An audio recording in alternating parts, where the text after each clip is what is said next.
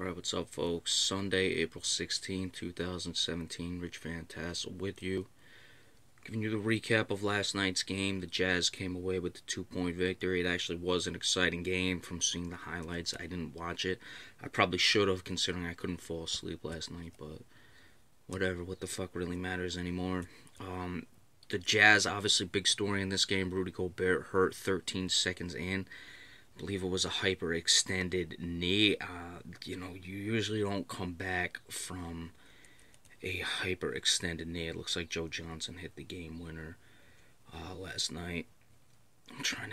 That's what I was almost certain I saw, was that it was a hyperextended. Yeah, hyperextended and bone bruise in his injured knee. A source tells the undefeated. So, if Utah advances, maybe he'll play in the second round, but it's not looking good for them, so that's something to keep an eye on as well. Gordon Hayward put down 40 minutes, only had 19 points, did have 10 rebounds, though 7 of 18 shooting. George Hill, impressive. They're going to need his leadership. This team that really is devoid of few playoff veterans. Boris Diaw as well has been to the playoffs. He had to come in for Rudy Gobert, and let's see if he's going to carry a bulk of the time. Derek Favors off the bench, 15 points. Joe Johnson, one of my all-reserve team members, had 21. And, of course, the game winner. A lot of guys didn't put down that many points. Joel Ingles, only 8 points. 3 points for Withy off the bench. Shelvin Mack, 0 for 3, had 2 assists. For the Clippers, well, Blake Griffin, we did the player focus on him. He came to play, 26 points, 9 of 21 shooting. That's a little low, but really not bad. 2 of 3 from three-point land.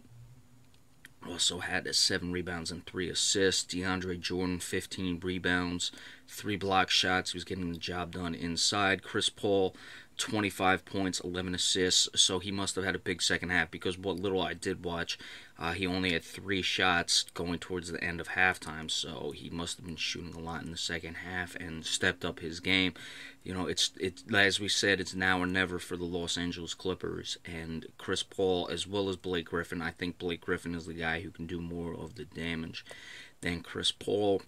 But both of these guys have really got to step up. And it's very surprising, it's not surprising that the Clippers scored 95 points, because Utah's defense is very good. But it's really surprising that Utah was able to win this game. Remember, only Joe Johnson had 20 points, and he came off the bench. He did log 31 minutes, though.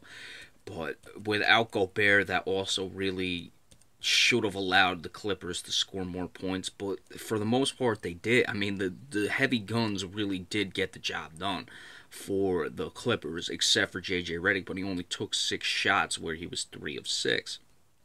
Jamal Crawford, 4 of 12 off the bench. It's not great.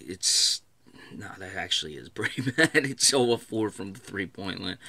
I was going to say it's not great, but it's not terrible either, but no, they need more from him. 4 for 12 isn't good enough. If it's, 1 for 3, I guess you could get away with it.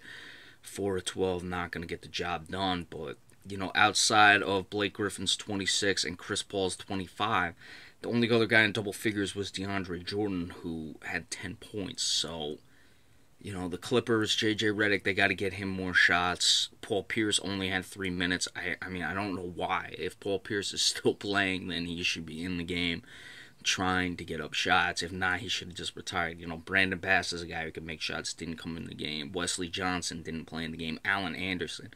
These guys aren't great, the greatest offensive players, but they're certainly guys who have been bench players and have put up points in the past. So you'd like to see them get involved. But, of course, the big thing is the Rudy Gobert injury. It hasn't said anything as far as how long he'll be out. I'm just going off of, past times I've seen these injuries. I can't imagine. I believe Kevin Durant had the hyperextended knee earlier this year, and we saw how many games he missed. So he very well could be done for the playoffs. And let's see if the Clippers can rebound and figure out how to get their offense done in that regard, because they're going to need it, of course. And regardless, give the Jazz credit for keeping their defense up without Rudy Gobert, who it was my pick for Defensive Player of the Year, and certainly is a high-class defensive player and an anchor of a good defensive team. Alright, so today's Easter. I won't be here at parts during the day, so we know we have some games coming up. I know the Celtics game is tonight at 6:30. Of course, I'll be watching that. We had the big story with Isaiah Thomas as well, his sister dying, so let's see if he plays. But I may give a Celtics preview when I get home. I may not have time for it. We'll see what happens. The first game's at 1 o'clock. Atlanta and Washington, then Portland and Golden State. The Celtics are at 6:30 with the Chicago Bulls and Oklahoma City and Houston. Finish it up. 3 of those 4 games are on TNT. ABC has Portland and Golden State. Remember, we appreciate all subscriptions as well. Do it, don't do it. I really don't give a shit anymore. And we'll see you next time. Happy Easter, folks. Have a good one.